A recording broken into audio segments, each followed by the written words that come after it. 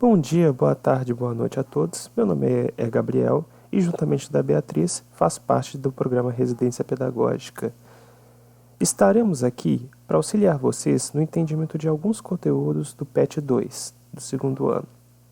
Dessa vez, estaremos tratando da semana 6, que vai das páginas 49 até 53.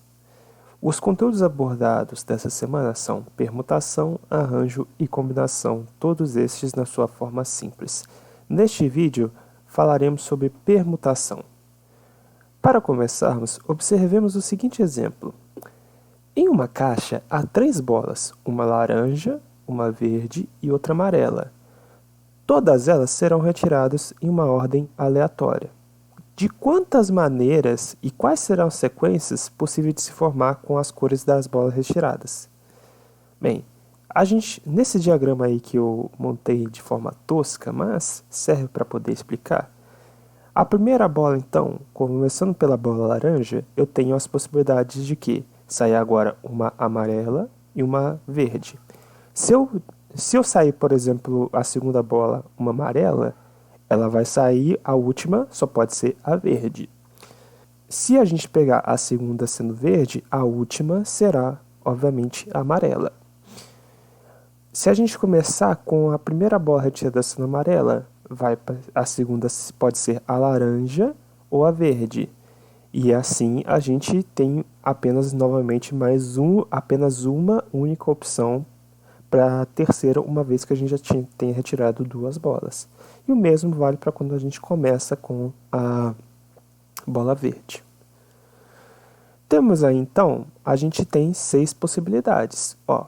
A gente tem laranja, amarelo, verde, laranja, verde, amarelo, amarelo, laranja, verde, amarelo, verde, laranja, verde, amarelo, laranja, verde, laranja e amarelo.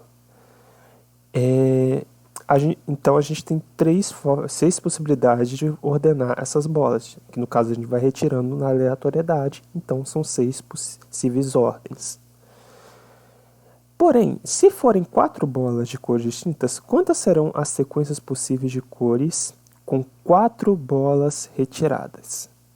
Para facilitar, vamos revisitar esse nosso último exemplo e tentar refinar o nosso raciocínio. Observe que para a primeira posição, para a primeira bola que eu vou tirar, eu tenho 3 opções, que é a laranja, a amarela e a verde. Uma vez que eu tenho retirado uma, eu sempre terei agora 2 opções. Se eu tirei, por exemplo, a laranja primeiro, agora só me resta de opção a amarela e a verde. Se eu tirei a amarela primeiro, eu terei agora de opção a laranja e a verde. E se eu tirei a verde, terei como opção a amarela e a laranja. E para a terceira bola, como eu já retirei 2 das 3 cores, agora eu terei apenas uma opção para a minha terceira bola retirada. Isso no último exemplo, tá, gente?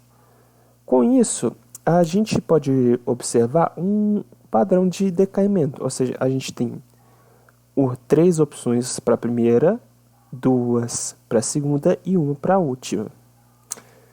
Para a gente determinar, então, o número total de possibilidades, a gente pode se aproveitar do princípio multiplicativo, onde a gente consegue o número total de possibilidades pela multiplicação da possibilidade de cada dessas posições.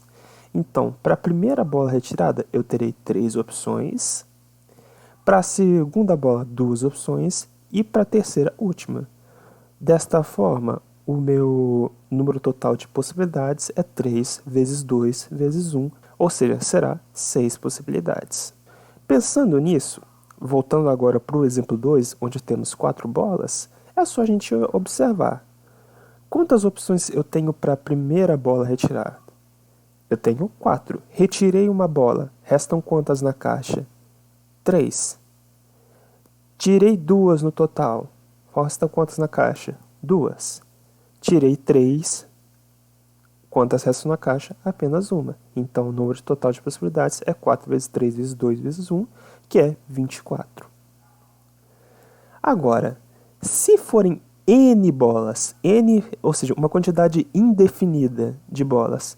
Quantas serão as sequências possíveis de cores com N bolas retiradas? Ou seja, eu tenho tantas bolas, eu vou tirar todas elas, sendo que cada uma é diferente da outra. Quantas opções, então, eu tenho para a primeira da sequência? N, né? Agora, eu tirei uma, a primeira. Quantas eu vou ter agora? Eu vou ter N menos 1. E eu vou seguindo esse processo, eu vou reduzindo, até que eu tenha, restem 3 bolas, até que restem 2 bolas e reste apenas uma. Por questões de notação, tá, gente? Epa, teve erro de digitação ali, foi mal. Mas, para ficar mais fácil da gente escrever, sempre que a gente tiver um certo número que segue esse padrão, essa sequência multiplicativa, que é um número vezes seu antecessor, vezes o antecessor dele, e assim por diante até chegar lá no 1, a gente vai chamar essa multiplicação de fatorial. No caso, quando a gente tem o n vezes o antecessor do n vezes o antecessor do n até chegar no 1, a gente chama de n fatorial. Então, por exemplo, 100 fatorial é 100 vezes 99, vezes 98, vezes 97, até chegar lá, vezes 3, vezes 2, vezes 1.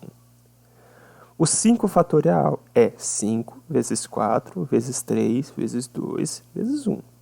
E P, um número P aí qualquer, fatorial vai ser P vezes P menos 1, que é o antecessor do P, vezes P menos 2, que é o antecessor do P menos 1, até chegar lá no 3, no 2 e no 1.